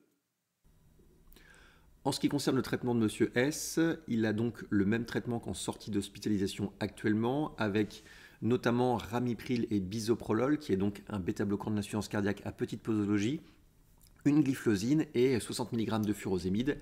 Et ce que j'envisageais, c'était de diminuer le furosémide et de façon concomitante d'introduire la spironolactone qu'il n'avait pas encore et de majorer progressivement le bêta-bloquant. On va voir tout de suite les schémas d'adaptation des différentes classes thérapeutiques. Alors, on va démarrer avec les IEC et les ARA2, et l'objectif, c'est d'avoir une sorte de carte d'identité de la classe pharmacologique. On va commencer avec les indications. Ce sont des médicaments qui sont indiqués en cas d'insuffisance cardiaque à fraction d'éjection ventriculaire gauche altérée, bien sûr, chez des patients soit stables, soit, on va dire, stabilisés, donc ils sont en deuxième partie d'hospitalisation. Les diurétiques IV ont déjà été relayés en péros et on a obtenu une euvolémie. Il existe des contre-indications, avec notamment l'angio-œdème, la sténose des artères rénales bilatérales ou la grossesse. Donc ces médicaments, ils vont être utilisés avec une posologie initiale plus faible et on va monter progressivement. Je vais vous expliquer tout de suite le schéma d'adaptation pour atteindre la posologie cible qui va être la posologie maximale tolérée pour votre patient. Alors, en ce qui concerne les modalités d'utilisation de ces médicaments, il existe des précautions à prendre, d'autant plus sur 3 axes, on va dire, la pression artérielle, la kaliémie et la fonction rénale. C'est-à-dire que si vous avez un patient qui est soit connu pour faire de l'hypotension artérielle, soit qui est connu pour avoir une kaliémie un peu élevée ou une fonction rénale pas tout à fait normale, eh bien chez ces patients-là, étant donné que les IEC et les ARA2 vont surtout avoir un effet sur la pression artérielle, la kaliémie, la fonction rénale, il va falloir être d'autant plus vigilant. Il existe également des médicaments qui vont interagir avec les IEC et les ARA2, et plus qu'interagir, c'est, on va dire, exacerber les précautions à prendre. Je pense notamment aux anti-aldostérones, qui sont donc également indiqués dans cette population, qui eux aussi sont des médicaments hypotenseurs, eux aussi sont des médicaments hyperkaliémiants, et eux aussi jouent sur la fonction rénale. Donc ça veut dire que l'association des deux classes va faire qu'il va falloir être particulièrement vigilant. Évidemment, être vigilant sur la kaliémie si vous avez une supplémentation en potassium. Et puis la dernière classe dont je vais vous parler, c'est les AINS, qui sont vraiment fortement déconseillés chez les patients insuffisants cardiaques à fraction d'éjection altérée et qui agissent également sur la fonction rénale. Donc attention avec ces médicaments, il faut vraiment être contraint et forcé pour les garder. La plupart du temps, ils sont fortement déconseillés. Alors voyons maintenant comment se fait l'adaptation de la posologie. On démarre après avoir vérifié le potassium, la créatinémie à la dose initiale et on va vérifier potassium et créate au bout de 1 à 2 semaines pour s'assurer que les choses se passent bien. Encore une fois, on va en parler tout de suite. L'objectif étant de doubler la dose au bout de 2 semaines en sachant que chez les patients hospitalisés, du fait qu'on a plus de moyens pour les surveiller et qu'on les a sous le nez en permanence, eh bien on peut se permettre d'augmenter un petit peu plus rapidement que ça. La titration va se poursuivre avec une posologie qui va doubler toutes les 2 semaines pour atteindre la posologie maximale tolérée. Et une fois que cette posologie maximale tolérée est obtenue, eh bien on va s'assurer qu'au niveau créatinémie et kaliémie, les choses se passent bien, surveillance qu'on va renouveler ensuite tous les 4 mois. Alors globalement, il est rarissime de devoir vraiment complètement interrompre un traitement par IEC, et en plus, cela est pourvoyeur d'un risque de décompensation. Donc, s'il existe une problématique, et on va les détailler tout de suite, l'idée est éventuellement de se rapprocher d'un spécialiste en insuffisance cardiaque pour pouvoir vous aider à guider la prise en charge. Autre chose, c'est que les recommandations insistent sur l'intérêt de l'IDE spécialisé pour aider à optimiser les traitements. Donc, je ne reviendrai pas dessus sur toutes les classes, mais c'est quelque chose qui apparaît clairement dans les recommandations pour l'optimisation du traitement du patient insuffisant cardiaque. Alors voyons maintenant qu'est-ce qui peut arriver sous un traitement par IEC. On a dit qu'il fallait se méfier de la pression artérielle, de la kaliémie et de la créatinémie. Alors effectivement, ce sont des choses qui peuvent poser problème, on va le voir tout de suite. Et puis je rajouterai un 4e élément qui est l'atout. On va en parler tout de suite. Je commence par la pression artérielle en sachant que vous pouvez très bien avoir des chiffres bas de pression artérielle mais chez un patient asymptomatique et ça ne nécessite pas de choses particulières si cette hypotension est bien tolérée. En revanche, chez un patient qui est symptomatique de sa pression artérielle basse, alors si ce sont simplement des vertiges, il faut rassurer le patient en lui disant que c'est quelque chose qui est potentiellement temporaire, ça passe avec le temps, c'est pas quelque chose de grave et ça ne nécessitera généralement pas de modifier le traitement. Ce que vous pouvez faire également, c'est réévaluer le reste du traitement, c'est-à-dire qu'il existe une hypotension artérielle symptomatique, peut-être qu'il existe des médicaments vasodilatateurs, des inhibiteurs calciques, des nitrés, des choses qu'on pourrait être amené à baisser, et notamment également les diurétiques, surtout si votre patient n'est pas, ou en tout cas n'est plus congestif, il va falloir diminuer les diurétiques, on le verra dans un petit instant quand on parlera des diurétiques. Et puis, s'il existe toujours un patient symptomatique malgré que vous ayez bien tout fait comme il faut, Là encore, l'idéal est de se rapprocher de quelqu'un qui pourra vous aider au mieux à guider la suite du traitement. Je continue maintenant avec les chiffres de kaliémie et de créatinémie que je vais traiter ensemble. Vous avez vu que dans le suivi, on va monitorer assez souvent kaliémie, créatinémie. L'objectif, c'est d'atteindre un plateau. On sait que ces chiffres vont pouvoir augmenter de kaliémie, de créatinémie, mais l'idée, c'est que ce soit stable dans le temps. En revanche, si on a une augmentation significative, là encore, il va falloir se poser la question de néphrotoxiques associés, notamment encore une fois les AINS, je ne reviendrai pas dessus, ni les diurétiques, parce qu'on va en parler tout à l'heure. Si vous avez une augmentation qui est plus importante encore que les chiffres qui sont indiqués ici, on peut être amené à diminuer de moitié la posologie d'IEC et de vérifier ensuite sur la biologie que les choses rentrent dans l'ordre au bout d'1 à 2 semaines. Enfin, si vraiment vous avez la kaliémie qui va au-delà de 5,5 mmol par litre et la créatinémie qui a doublé par rapport à la créatinémie baseline, ce n'est pas normal et ça devra conduire à un arrêt de l'IEC et là encore de prendre avis auprès d'un expert en insuffisance cardiaque. Dernière chose qui arrive assez fréquemment sous IEC, la toux, et cette fois-ci c'est quelque chose qui est spécifique des IEC, qu'on n'a pas sous ARA2. Alors c'est un petit peu compliqué parce que les patients insuffisants cardiaques ont souvent une pathologie respiratoire associée et c'est difficile de faire la part des choses sur la cause de cette toux, d'autant plus que cette toux, ça peut aussi être un genre d'indice pour une décompensation cardiaque. Je vous rappelle qu'un patient insuffisant cardiaque qui décompense, les signes congestifs gauches, ça va être de l'eau plasmatique qui va passer dans les alvéoles et cette inondation alvéolaire, ça peut faire une genre d'irritation et donc la toux peut être un des signes précoces d'une décompensation cardiaque à venir. Donc il faut savoir également se méfier de ça. Le plus souvent, il est possible de garder l'IEC et si vraiment, après avoir arrêté l'IEC, la toux a disparu, on remet l'IEC, la toux revient, on finira par se dire qu'effectivement, c'est bel et bien l'IEC qui est responsable et ce qui est préconisé, c'est un relais par les ARA2. Dernière slide sur cette classe médicamenteuse. Là encore, je la détaille très en profondeur sur cette première classe et on ira un petit peu plus vite sur les autres. Globalement, c'est toujours une bonne chose d'expliquer aux patients à quoi servent ces médicaments et quels sont les effets indésirables potentiels les plus fréquents. Ça permet d'essayer d'améliorer un peu l'observance au long cours. Globalement, les IEC, ça permet d'améliorer les signes fonctionnels, la capacité à l'effort, la prévention des décompensations et une amélioration de la survie. Mais ce bénéfice est long à arriver. Il faut quelques semaines à quelques mois. Donc c'est absolument important de ne pas arrêter le médicament par soi-même, notamment à cause de choses comme une toux, une hypotension ou des vertiges qui sont, on l'a vu, des symptômes certes invalidants, mais bénins et qu'on va pouvoir la plupart du temps gérer. Donc c'est important que le patient ait ces notions-là. C'est aussi important qu'il ait la notion qu'il ne faut surtout pas faire d'automédication. Et là encore, attention, attention, notamment aux AINS et aux sels de régime, entre guillemets, qui sont des sels sans sel, donc où le sodium a été remplacé par du potassium, avec, vous imaginez bien, les conséquences que ça peut avoir quand on est traité par des médicaments comme IEC et anti-aldostérone notamment. Alors, on va maintenant attaquer les inhibiteurs de la néprilysine, et notamment l'Entresto. Alors, il y a beaucoup de choses qui vont être communes avec ce qu'on a dit pour IEC ARA2, et au point que je vais reprendre la slide IEC, et on va juste faire les modifications qui concernent le sacubitril/valsartan, qu'on démarre à la posologie de 49-51 mg 2 fois par jour, objectif atteindre 97-103, et chez certains patients, vous le verrez dans la slide suivante, il arrive qu'on démarre plus petit à 24-26. C'est des médicaments qui sont soit utilisés en relais d'IEC ou ARA2, c'est-à-dire que les patients ont commencé par avoir un IEC et puis à un moment de leur prise en charge, on a décidé de les relayer par sacubitril/valsartan, soit parfois ce sont des patients qui sont naïfs de traitement par IEC et chez qui on démarre d'entrée de jeu le sacubitril/valsartan.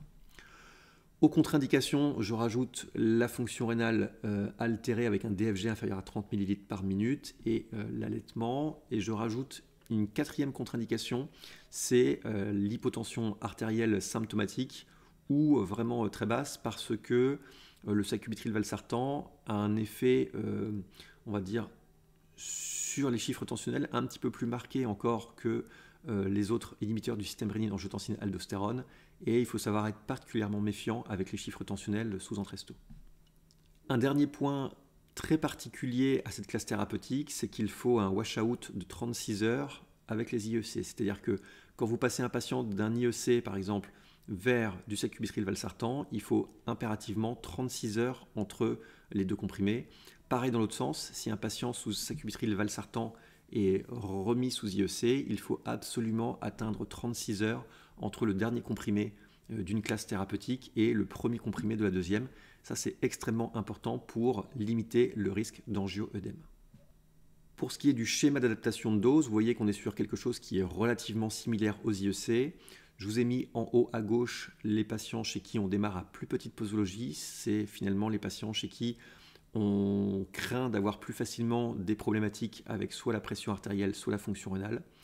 Et l'autre chose intéressante aussi, je vous l'ai mis à droite en bleu, c'est que, on l'a vu tout à l'heure dans le mécanisme d'action du sacubitril/valsartan, ça épargne le BNP, mais le BNP étant quelque chose qui a un effet diurétique, eh bien, le plus souvent, lorsqu'on introduit un traitement par sacubitril/valsartan, on a tendance à diminuer un tout petit peu les diurétiques dans le même temps.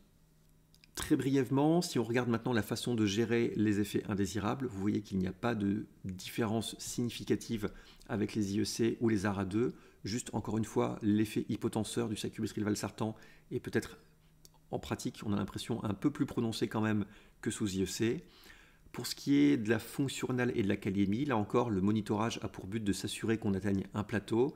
Et eh bien, si les valeurs augmentent de trop de kaliémie et de créatinémie, il peut arriver qu'on diminue de moitié la posologie et vérifier encore une fois kaliémie créate.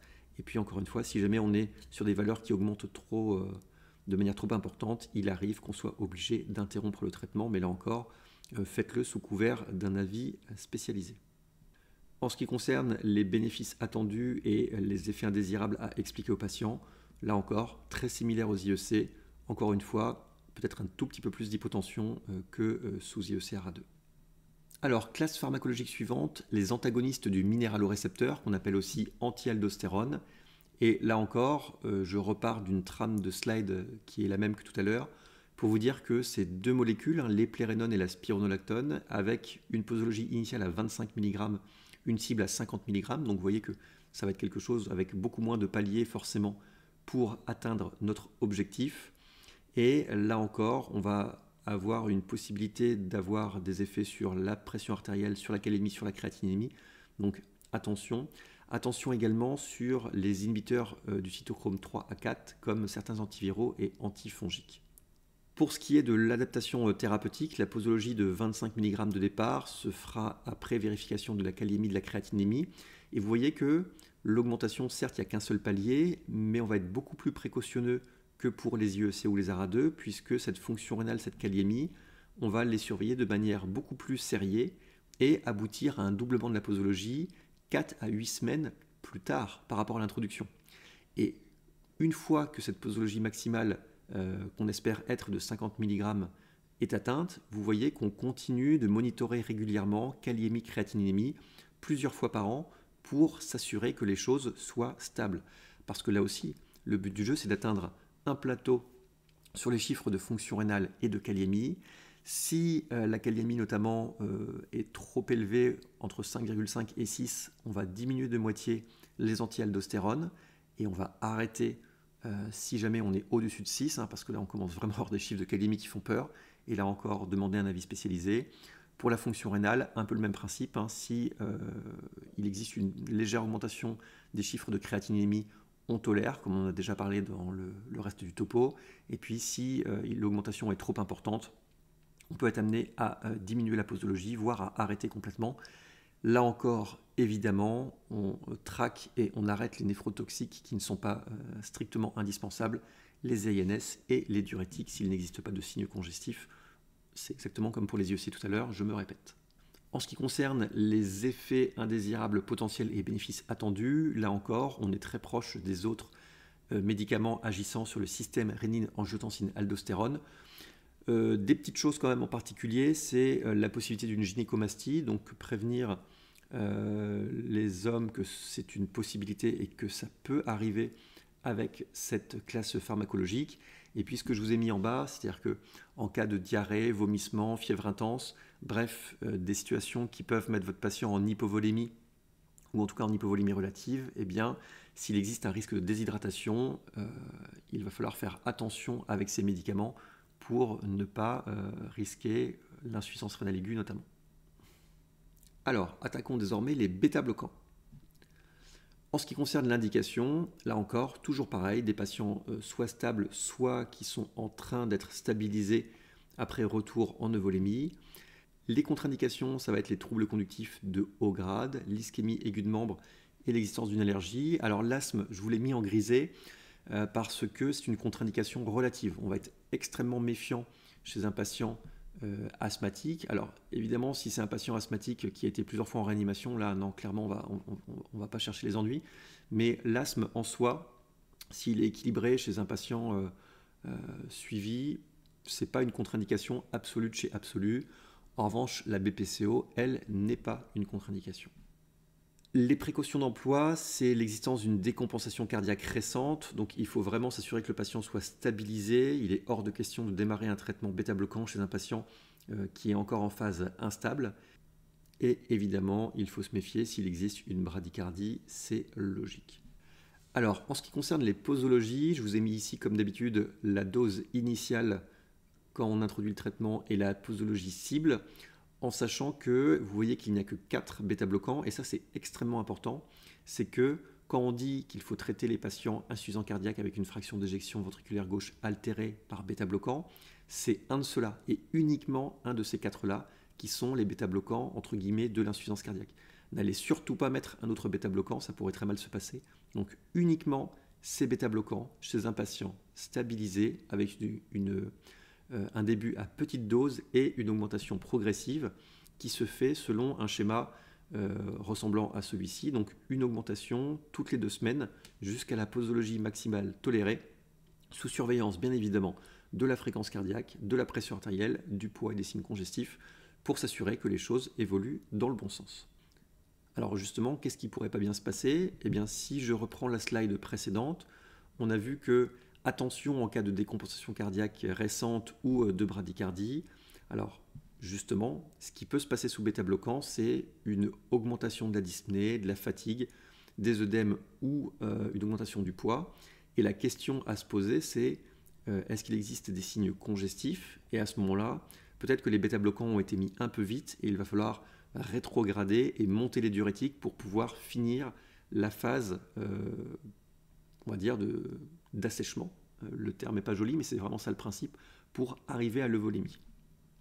Si c'est vraiment la fatigue qui est au premier plan en rapport avec une bradycardie, peut-être que la posologie de bêta-bloquant est un petit peu forte et qu'il va falloir diminuer un peu pour pouvoir avoir une fréquence cardiaque normale.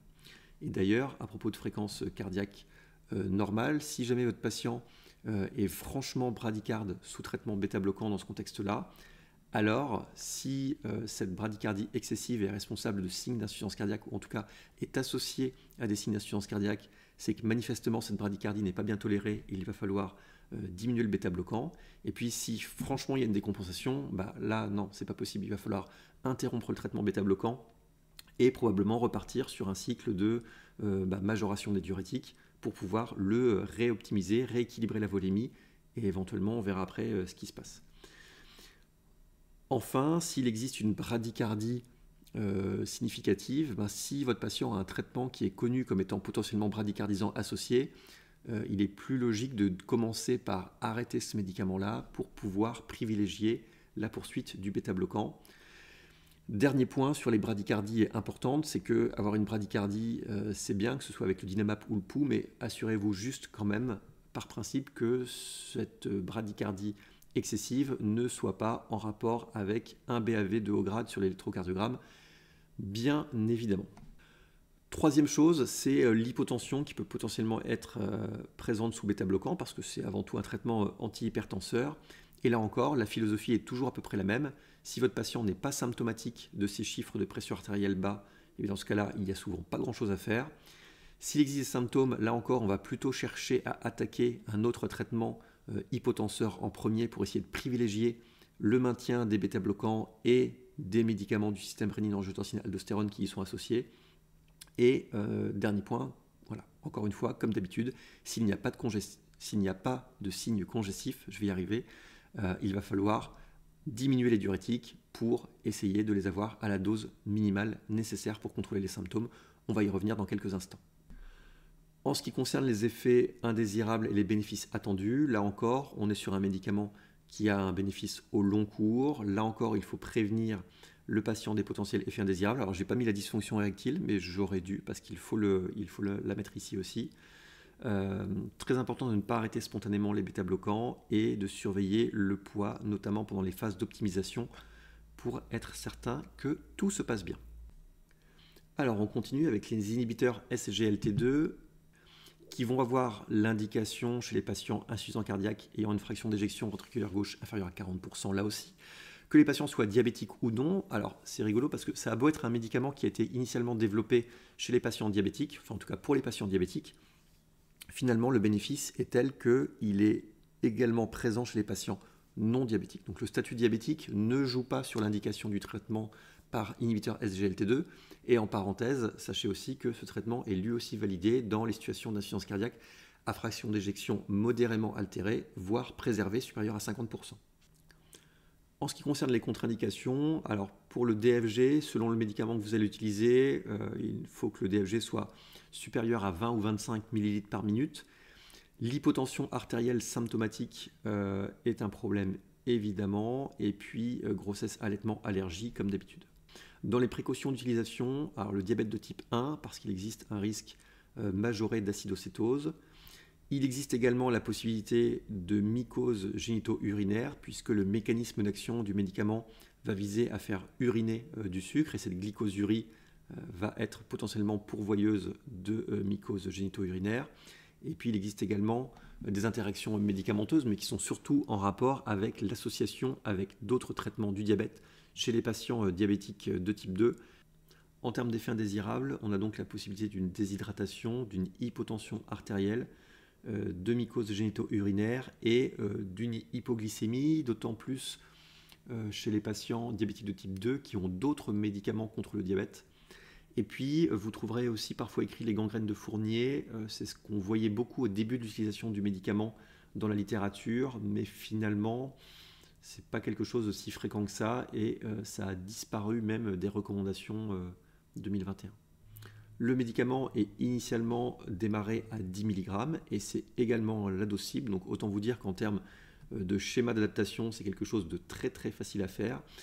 Il faut juste surveiller au moment où on introduit le traitement la glycémie chez les patients diabétiques, la fonction rénale et l'état d'hydratation. Ça pourquoi? Eh bien parce que ça peut nous faire moduler les autres traitements à visée antidiabétique chez le patient qui en a.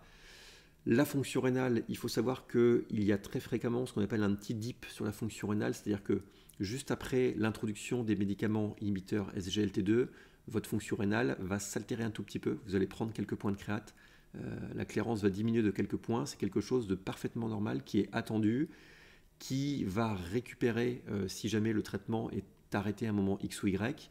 Et voilà, il n'y a pas d'inquiétude à avoir, c'est des médicaments qui sont de toute façon néphroprotecteurs.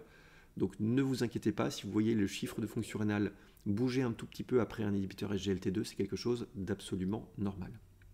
Et puis, l'état d'hydratation, c'est quelque chose aussi à surveiller, puisque on va être potentiellement amené à moduler, là encore une fois, la posologie des diurétiques qui sont associés, notamment chez les patients âgés, où le risque iatrogénique est, comme toujours, plus important. Dernière grande classe à gérer, et c'est pas forcément la plus facile, les diurétiques. Alors, dans les diurétiques, il y a trois grandes familles, on va dire, les diurétiques de Lens, les diurétiques thiazidiques, et puis les sulfamides non thiazidiques. Et globalement, moi j'ai choisi de vous parler aujourd'hui que du furosémide et de l'hydrochlorothiazide, puisque c'est la majorité des traitements diurétiques qu'on utilise au quotidien, en plus des antialdostérones, en plus des inhibiteurs SGLT2. Voilà. Je ne vais pas détailler tous les médicaments qui sont là parce que ça n'aurait pas beaucoup d'intérêt. Donc on va se concentrer sur furosémide et hydrochlorothiazide. Et d'ores et déjà, quand on parle de posologie de ces médicaments diurétiques, très différent de tout ce qu'on a vu jusqu'à présent avec les autres classes. Les autres médicaments, on avait une posologie max cible. Pour les diurétiques, vous voyez que c'est écrit ici une posologie usuelle. Alors c'est très différent puisque, encore une fois, je l'ai dit plusieurs fois aujourd'hui, mais c'est extrêmement important, les diurétiques doivent être utilisés à la posologie minimale pour contrôler les symptômes et la clinique. Et si c'est 0, bah, tant mieux. Un patient qui n'a pas de diurétique, qui n'a pas de furosémide dans son traitement, il a tous les autres traitements au max et pas de furo, c'est nickel de chez nickel. La prise, c'est le matin, éventuellement le midi, mais il m'arrive des fois de devoir passer des ordonnances avec des prescriptions de diurétiques le soir. C'est pas très cool parce que ça fait passer une nuit d'anthologie derrière, parce que votre patient va passer la nuit à se relever pour aller uriner. Alors, il faut d'ailleurs le prévenir, votre patient, que ce médicament est fait pour uriner. Alors, c'est tout bête, mais si vous ne le prévenez pas, et que vous ne savez pas, enfin qu'il ne sait pas pourquoi il prend ce médicament, il va se dire que ça lui pollue la vie et qu'il faut qu'il aille pisser tout le temps et il va l'arrêter. Donc il faut vraiment lui dire que pour contrôler l'insuffisance cardiaque, c'est important de pisser de l'eau, de pisser du sel, et que ce médicament-là sert à ça, et que c'est l'effet recherché que de le faire uriner. Après, il va falloir trouver des solutions pour le prendre à un moment de la journée que ça l'handicape le moins possible, mais il faut absolument les prévenir de risques, sinon qu'ils arrêtent par eux-mêmes le médicament du fait de cet effet indésirable qu'ils ne savent pas comme étant l'effet recherché. Alors en pratique, comment on va faire pour l'adaptation de posologie? Je vais me restreindre aux diurétiques de Lens et aux diurétiques thiazidiques, et je vais commencer par les diurétiques de Lens. Encore une fois, la modulation permanente de la dose, c'est quelque chose d'important pour essayer de coller à l'état clinique du patient et d'avoir la dose la plus petite possible. C'est-à-dire que la bonne dose de diurétique pour un patient, c'est la dose à un temps T. Il va falloir en permanence se poser la question de l'augmenter, de la diminuer en fonction tout simplement de la situation. Donc ça, c'est pour le furosémide. Et puis pour les thiazidiques, donc thiazidiques, notamment l'hydrochlorothiazide, c'est plus une utilisation qui va être plus épisodique pour aller rechercher, alors le terme n'est pas génial, mais je trouvais que ça imageait bien les choses, une genre de réserve de déplétion. C'est-à-dire qu'un patient chez qui on monte les diurétiques et puis il n'urine pas suffisamment et on a peur que les choses ne se passent pas bien, eh bien l'hydrochlorothiazide, pendant quelques jours, souvent va permettre de vraiment déverrouiller la natriurèse, de le faire pisser un bon coup et de faire rentrer les choses dans l'ordre. Mais un thiazidique, ce n'est pas forcément quelque chose qui tend à être utilisé au long cours. Alors pour les précautions d'emploi, je vais reprendre la même chose que tout à l'heure pour les IEC. Avec la pression artérielle, la kaliémie, la fonction rénale, c'est toujours les trois mêmes choses qu'on va surveiller attentivement avec ces diurétiques. Donc puisqu'on va aussi le surveiller pour les autres médicaments, ce sera fait. Et puis en termes de précaution d'emploi, attention à la iatrogénie, notamment chez les patients qui ont une pression artérielle qui est plutôt basse, aux patients qui ont des troubles de la kaliémie et une créatinémie augmentée. La seule petite différence par rapport aux IEC de tout à l'heure, c'est que les diurétiques comme le furosémide et l'hydrochlorothiazide sont hypokaliémiants et non pas hyperkaliémiants. Alors, prenons un exemple pratique de traitement par diurétique. On va vérifier potassium, créatinémie et on va introduire le furosémide pour avoir une diurèse efficace et une déplétion avec une perte de poids. On va regarder ensuite ce qui se passe sur la créatinémie, mais c'est pas tout. On ne va pas s'adapter que là-dessus, mais également sur les signes cliniques, sur les symptômes, sur la pression artérielle, et on va moduler ensuite la posologie pour être celle qui nous permettra de maintenir le volémie avec la plus petite dose de diurétique possible. Alors des fois ça veut dire qu'il faudra baisser la dose, des fois il faudra dire qu'il faudra l'augmenter, encore une fois, et on va ensuite, dès qu'on modifie la dose, vérifier 1 à 2 semaines après que les choses évoluent dans le bon sens avec une stabilisation de la créatinémie et de la fonction rénale. Je reviens un instant sur les situations à problème.